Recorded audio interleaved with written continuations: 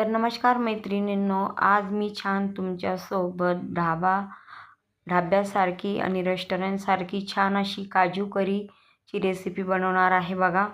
तर तुम्ही बघू शकता किती छान आणि अशी टेक्स्चर आलेलं आहे. बघताच रेसिपी आपल्याला करावीशी वाटेल अशी आजची आपली ही छान काजू करीची रेसिपी आहे बघा. तर रेसिपीला सुरुवात करते.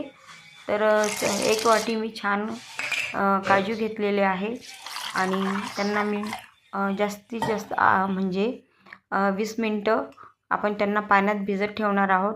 आणि हे 4 टमॅटो मी छान बारीक चिरून घेतलेले आहे आणि याची मी छान अशी पेस्ट तयार करून घेणार आहे.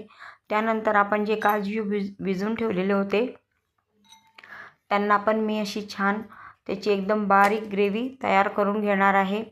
आणि आपली सगळी ग्रेव्ही तयार झालेली आहे. आणि परत आपण छोटी एक वाटी परत काजू तळून घेणार आहे मी. आणि तळून झाल्यानंतर आपण हे सगळे काढून घेऊया. अशी मस्त लाल सोनेरी रंग येईपर्यंत आपल्याला छान अशी काजू तळून घ्यायचे.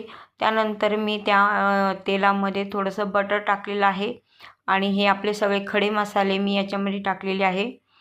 आणि खडे मसाला तुम्हाला माहीतच असतं काय काय आहे ते. आणि 2 बारीक चिरून घेतलेले कांदा आणि त्यानंतर आलं लसणाची पेस्ट टाकलेली आहे बघा. अशा प्रकारे छान आपल्याला तळून घ्यायचे आहे. पूर्ण अद्रक लसणाची पेस्टचा कच्चापणा निघून जाईपर्यंत आपल्याला छान असं तळून घ्यायचे आहे. टमाट्याची छान अशी प्युरी टाकलेली आहे मी आणि तिला पण छान तेल सुटेपर्यंत आपल्याला तळून घ्यायचं आहे बघा. अजिबात म्हणजे काहीच त्याच्यामध्ये कच्चपणा राहणार नाही यासाठी सगळं तळून घ्यायचं आहे. अशा प्रकारे तळून घेतलं. आणि हे सगळे सुके मसाले आहे, लाल मिरची पावडर, तर्री लाल मिरची पावडर, धना पावडर आणि गरम मसाला, हळद, इतकेच आपले छान मसाले आहे. आणि ही जी आपण काजूची पेस्ट तयार केलेली होती ती याच्यामध्ये ॲड करून घेतलेली आहे आता. आणि आपल्याला जास्तीत जास्त 10 मिनटं लागन बघा. किती छान अशी आपल्याला भाजी आपली तयार झालेली आहे. आणि ग्रेव्ही पण तुम्ही बघू शकता, टेक्स्चर बघू शकता किती सुंदर आलेलं आहे.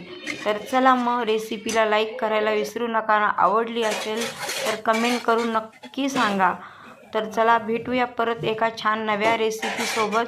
आणि कोथिंबीर टाकलेलं आहे आणि मस्त छान